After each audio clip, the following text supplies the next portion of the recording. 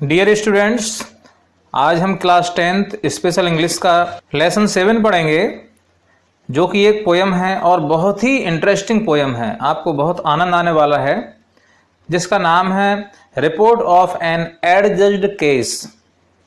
मतलब रिपोर्ट मतलब विवरण या जानकारी, और एडजस्ड मीन्स कानून द्वारा निर्णय दिए गए, और केस मतलब मामला। तो इस तरह से जो है एक कानून के द्वारा निर्णय दिए गए मामले का यहाँ पर विवरण है या जानकारी है।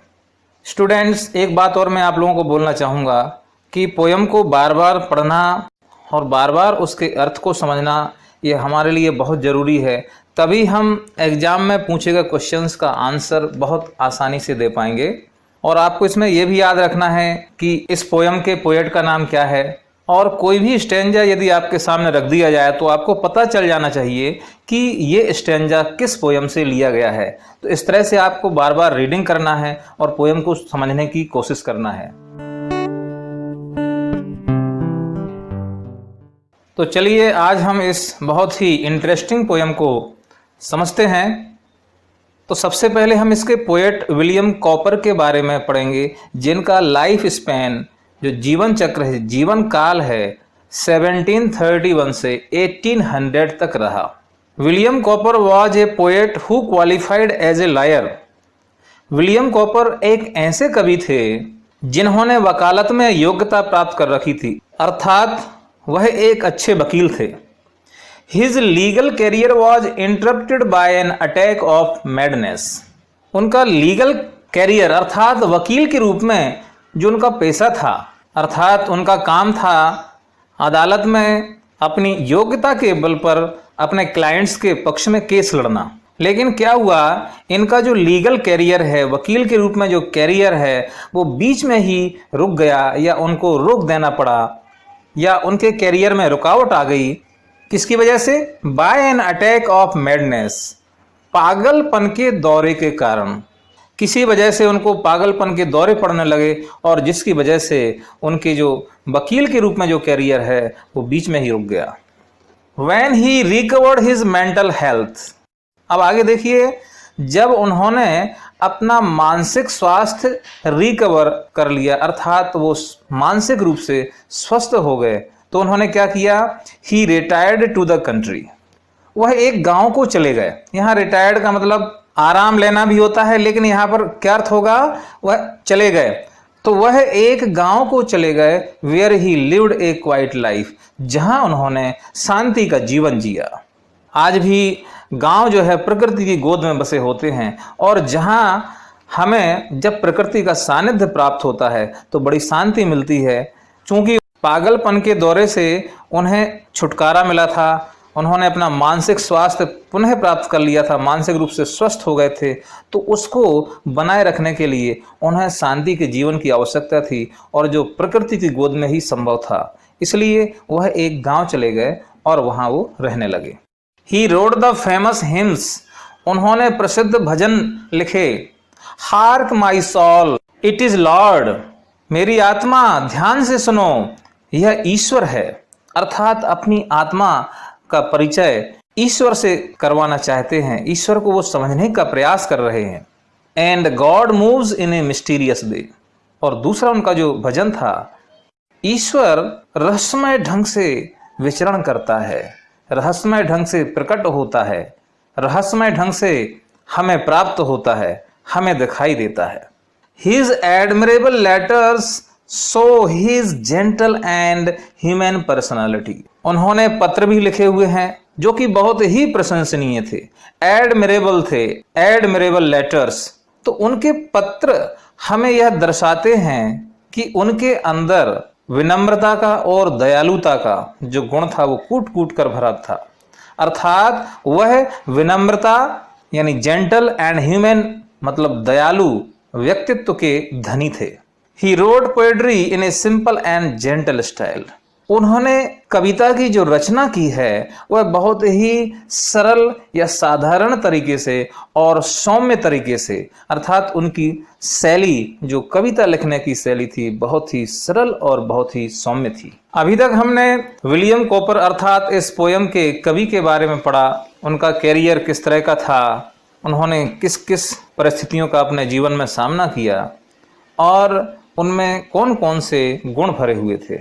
अब हम सेकंड स्टेंजा में इस पोयम के बारे में पढ़ेंगे कि इस पोयम में उन्होंने किस तरह से एक केस का विवरण हमारे सामने प्रस्तुत किया है। In this poem copper has used the language and background of the court room.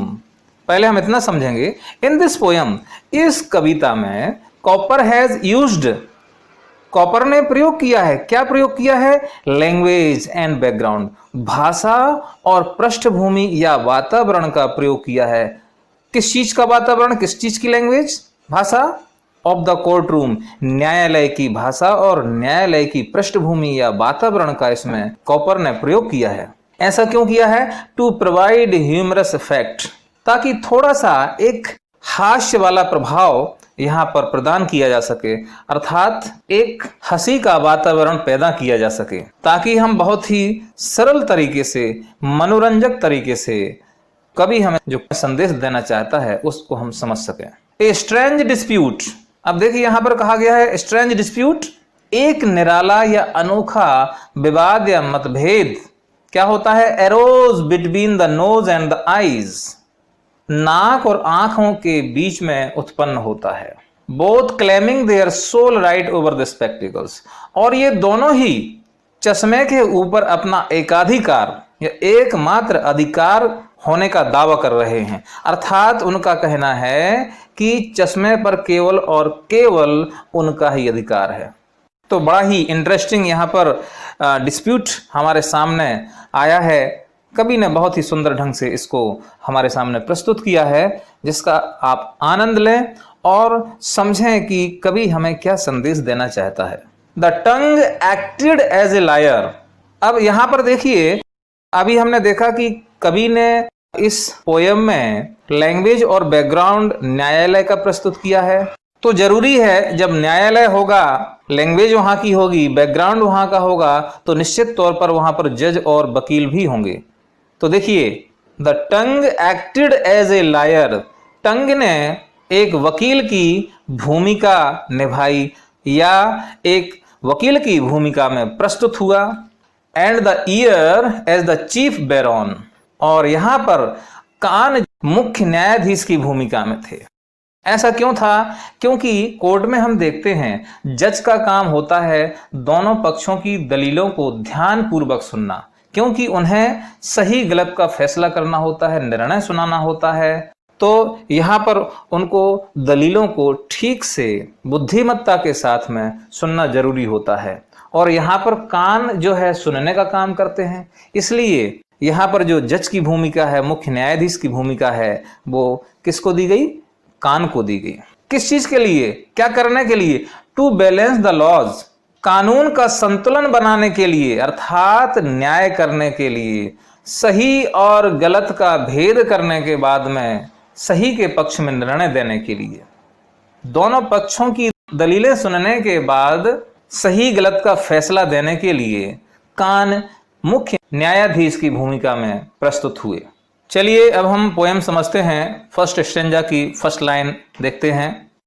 Between nose and eyes a strange contest arose. देखिए, शुरुआत ही उस कॉन्टेस्ट या डिस्प्यूट से की गई है। तो देखिए, नाक और आंखों के बीच में एक बड़ा ही अनोखा या निराला कॉन्टेस्ट अर्थात डिस्प्यूट या विवाद या झगड़ा एरोज उत्पन्न हुआ। ऐसा क्यों हुआ? Next line, the spectacle said them unhappily wrong. वजह क्या थी? स्पेक्टिकल्स अर्थात चश्मा ने दोनों को दुखपूर्वक या दुखद तरीके से गलत साबित कर दिया। अर्थात दोनों चश्मे पर अपना एकाधिकार जता रहे हैं और इस कारण से आपस में लड़ने को तैयार हो जाते हैं और फिर उनका केस कोर्ट में चला जाता है। The point in dispute was, अब यहां पर जो है विवाद का जो मुद्दा था वो क्या था? The point in dispute was as all the world knows, जिस प्रकार की पूरा संसार जानता है। क्या जानता है पूरा संसार? To which the said spectacles ought to belong. यहां पर कवि कहते हैं कि इस बात को सभी लोग जानते हैं कि जो कथित चश्मा है उसका किससे संबंध है। अर्थात वो नाक के अधिकार में है या आंख के अधिकार में है, ये सभी लोग अच्छी तरह से जानते हैं। फिर भी उन दोनों के बीच में एक विवाद उत्पन्न हो जाता है। Next stanza, so tongue was the lawyer and argued the case. इसलिए जब मामला कोर्ट में चला ही जाता है तो यहाँ पर जीभ वकील की भूमिका में प्रस्तुत होती है। ऐसा क्यों? क्योंकि जीभ बोलने के लिए जानी जाती है और वकील को भी बोलने के लिए ही जाना जाता है, क्योंकि यदि वकील लगातार कोर्ट में बोलता रहेगा, दलीलें प्रस्तुत करता रहेगा, तो उसके केस जीतने की संभावनाएं बढ़ जाती हैं। तो इसी बोलने के गुण के कारण जीभ को वकील की भूमिका दी जाती है। एंड आर्ग्यूड द केस, और इस तरह से उसने केस या मामले की बहस की या इस मामले में तर्क प्रस्तुत किए। इस केस में उसने दलीलें प्रस्तुत की, और दलीलें प्रस्तुत की कैसे प्रस्तुत की? देखिए नेक्स्ट लाइन में, with a great deal of skill, अत्यधिक योग्यता के साथ, कौशल के साथ, हुनर के साथ। कौशल किस बात का? दलीलों को सही ढंग से कोर्ट में प्रस्तुत करना ताकि उसका पक्ष मजबूत हो। यह हुनर वकील में कूट कूट कर भरी होती है। And a wig full of learning, और कैसे?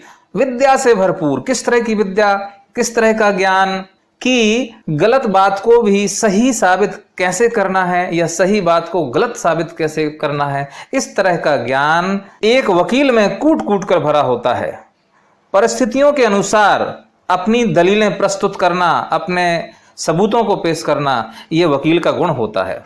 While Chief Baron Ear sat to balance the laws, और जबकि मुख्य न्यायाधीश ईयर अर्थात कान न्याय करने के लिए, कानून को संतुलित करने के लिए अपना स्थान ग्रहण करते हैं, अर्थात दोनों पक्षों की दलीलें सुनने के पश्चात, सही गलत को समझने के पश्चात सही के पक्ष में फैसला देने के लिए मुख्य न्यायाधीश कान अपना स्थान ग्रहण करते हैं। नेक्स्ट लाइन देखिए, सो फेम्ड फॉर हिज टैलेंट, और देखिए ये जो मुख्य न्यायाधीश हैं, मुख्य न्यायाधीश किस बात के लिए जाने जाते हैं? अपनी प्रतिभा के लिए जाने जाते हैं। प्रतिभा किस बात की? बातों को ध्यान से सुनना और फिर उसमें से सही और गलत का फैसला करना, इस तरह की योग्यता उनमें कूट कूट कर भरी होती है। So famed for his talent in nicely discerning, अर्थात अच्छी तरह से अपनी जो कुशाग्र बुद्धि है उसका प्रयोग करना। तो न्यायाधीश अपनी इसी प्रतिभा को जाने जाते हैं कि वे अपनी कुशाग्र बुद्धि का अच्छी तरह से प्रयोग करते हैं ताकि सही गलत का फैसला सही ढंग से हो सके। नेक्स्ट स्टेंजा है, इन बिहाफ ऑफ द नोज। अब देखिए नाक के पक्ष में या नाक की ओर से, it will quickly appear, it will, it कौन? टंग या जीभ शीघ्रता से प्रस्तुत होता है, उपस्थित होता है। अर्थात नाक के पक्ष में दलीलें प्रस्तुत करने के लिए जीभ शीघ्रता से, तेजी के साथ उपस्थित होता है। Next line, and your lordship, your lordship अर्थात यहां न्यायाधीश के लिए प्रयोग किया गया सम्मान सूचक शब्द। तो यहां हम कहेंगे श्रीमान। ही सैड, उसने कहा, विल अनडाउटेडली फाइंड, आपको बिना किसी संदेह के निसंदेह ही आपको यह जानकारी मिल जाएगी या आप यह जान पाएंगे या आपके सामने स्पष्ट हो जाएगा। क्या? Next line, that the nose has had spectacles always in wear, तो आप यह जान पाएंगे या आपके सामने यह स्पष्ट हो जाएगा कि नाक हमेशा से ही चश्मे को अपने ऊपर धारण करते आया है या चश्मा पहनते आया है। Next line, which amounts to position time out of mind, और जिस पर उसका अधिकार है या स्वामित्व है टाइम आउट ऑफ माइंड, मतलब अज्ञात समय से, मतलब कोई नहीं बता सकता है कितने लंबे समय से इस पर नाक का अधिकार है।